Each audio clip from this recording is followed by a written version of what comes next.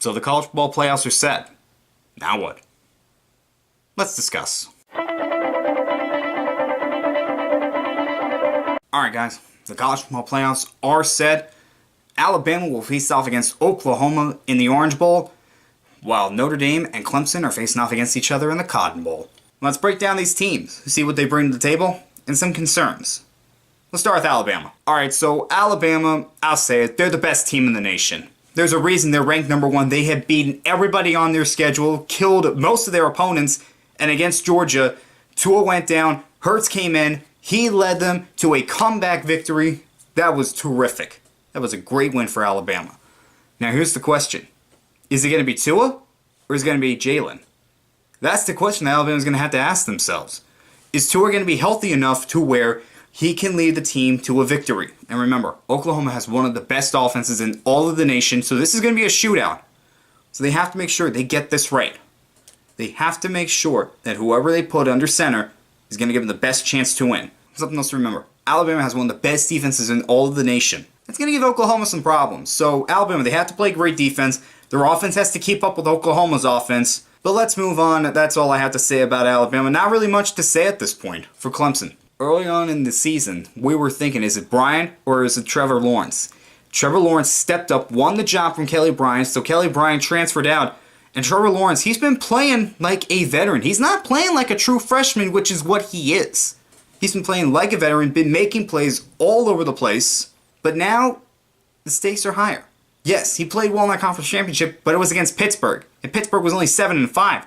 We're talking a 12-0 Notre Dame team that has a really good defense. So, what's a young quarterback's best friend? A great running game. Just so happens, Trevor Etienne is one of the best running backs in the ACC. And I would say one of the best running backs in all of the nation. You have to give him the ball. Now, Clemson's defense, they're no slouch either. They have the best front four in all of college football. All 4 of those guys, I believe, will play in the NFL. Okay? That's how good that front four is. They're going to give Notre Dame some problems. But this is the key to them. You cannot take Notre Dame for granted. There's a reason they went 12-0. Yeah, the schedule wasn't as good as, say, an Alabama, a Georgia, or even Oklahoma, but they still went undefeated. And it's tough to go undefeated. I don't care what your schedule is. So they can't take them for granted. But here's what's good for Clemson. They have had adversity. When Trevor Lawrence got knocked out during a game, the backup came in and led them to a victory. They've been through adversity this year. They know what it takes to win a championship. They'll be just fine. Alright, let's move on to Notre Dame. Notre Dame, first time they have been in the college football playoff. And don't forget, they actually changed quarterbacks during the season. They had Brandon Wimbush originally, but then they changed to Ian Book. That has been the difference. Ian Book has just given his team a chance to win every single week. That's going to be the key here. He has to give his team a chance. They already have a really good defense, but more on that later. Ian Book, he can't turn the ball over. He can't be off target. He just can't make any mental mistakes. And his receivers have to give him some help. But, like I said, what's a quarterback's best friend? A running game. And Dexter Williams is another guy that is a really good running back. Give him the ball, give him a chance to do his thing, have Clemson on their heels a little bit, and the passing game will open up. If they can do that, then their offense is going to be fine. Their defense, they have to slow them down a little bit. Their defense is really good. From what I've seen, that defense has been really good. Now, I'm not saying that they have to hold them to under 15 points, but they do have to slow them down, not make their offense have to come back from like a 2-touchdown deficit. Oklahoma. Let me talk about the defense first. My God, that defense! What the heck? How do you give up 40 points in 4 straight games? I don't know. But you know what? They have one of the best offenses in the league. That's why they're in the college football playoff. But there's also this. When the defense was needed, when they had to slow down Texas so that the offense could get back in the game, because remember, in that conference championship game, Oklahoma's offense was struggling early on. But what did that defense do? They stepped up, held Texas to 14 points in the first half, then held them to 13 points in the second half. That's why Oklahoma won. And they had a safety in that game.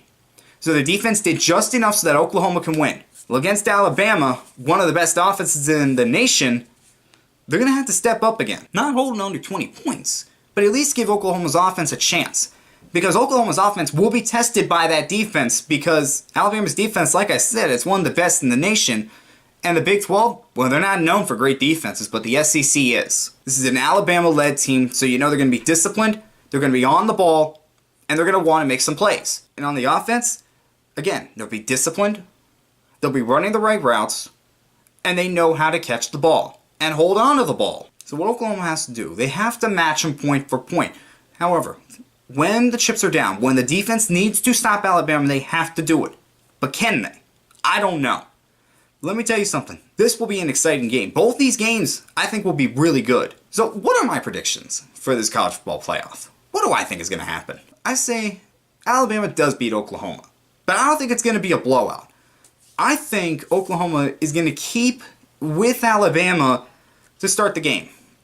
But at some point, Alabama will go away from it because, well, Oklahoma's defense is not that good.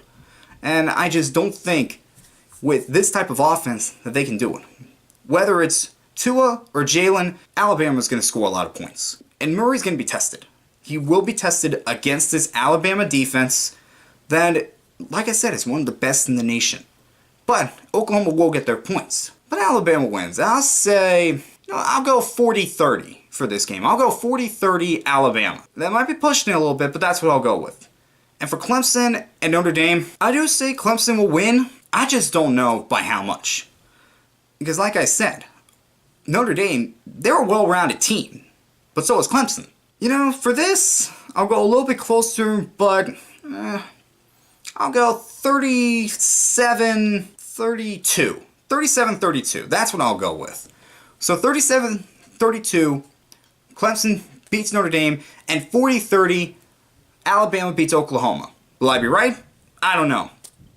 Are you guys going to come after me for this? Probably. But are we going to be in for a really good college football playoff? Yes, we will be. Alright guys, that was my reaction to the college football playoffs, and I'll see you next time.